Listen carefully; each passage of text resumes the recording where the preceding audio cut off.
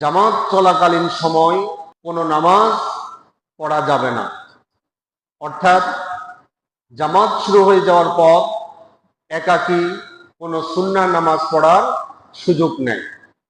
এক্ষেত্রে নবী করিম সাল্লাল্লাহু আলাইহি ওয়াসাল্লাম বলছেন, সহিহ মুসলিম শরীফের হাদিস নাম্বার 1531 নম্বর হাদিস, عن أبي هريرة رضي الله تعالى عنه قال قال رسول الله صلى الله عليه وسلم إذا أقيمت الصلاة فلا صلاة إلا المكتوبة। প্রিয় নবীজি সাল্লাল্লাহু আলাইহি ওয়াসাল্লাম বলছেন, ইযা উকিমাতুস সালাতু, যখন সালাতের ইকামত হয়ে যাবে, ফরজ নামাজ আরম্ভ হবে, ফালা সালাতা, আর কোনো সালাত নাই, ইল্লাল মাকতুবাতু, শুধু ফরজ নামাজ ছাড়া। অর্থাৎ ইকামতের সাথে সাথে নতুন করে কেউ আর সুন্নাহর নিয়ত করা যাবে না। ফরজ নামাজ চলাকালীন সময় কি পড়া যাবে? না, পড়া যাবে না।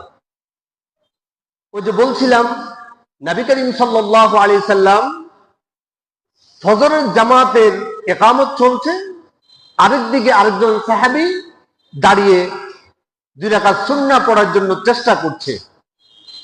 নবী করিম সাল্লাল্লাহু আলাইহি সাল্লাম কি বললেন? আসুন রাসূলের হাদিস থেকে শুনি। সহিহ মুসলিম শরীফের হাদিস নাম্বার 1535, عن ابن بحينة رضي الله تعالى عنه قال أقيمت صلاة الصبح, ফজরের সালাতের ইকামত শুরু হয়ে গেল। فرأى رسول الله صلى الله عليه وسلم رجلا يصلي والمؤذن يقيم। فرأى رسول الله صلى الله عليه وسلم, রাসূল পাক সাল্লাল্লাহু আলাইহি সাল্লাম তাকিয়ে দেখলেন, রাজুলান ইউসাল্লি, একজন ব্যক্তি 2 রাকাত সালাত আদায়ের জন্য দাঁড়ালো, অর্থাৎ সে নামাজে নিয়ত করবে। ওয়াল মুআদ্দিনু ইউকিমু, এদিকে মুয়াজ্জিন ইকামত দিচ্ছে। নবী করিম সাল্লাল্লাহু আলাইহি সাল্লাম 2 রাকাত নামাজ পড়তে ইচ্ছা করা ব্যক্তিকে লক্ষ্য করে বলল, আতুসাল্লিস সুবহা আরবাআন, তুমি কি ফজরের নামাজ কি 4 রাকাত বানিয়ে ফেলেছো? ফজরের ফরজ কয় রাকাত ভাই? 2 রাকাত।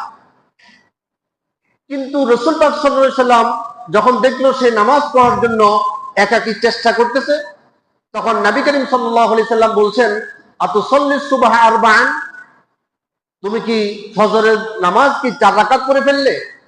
আমরা তো এই মাত্র 2 রাকাত শুরু করব।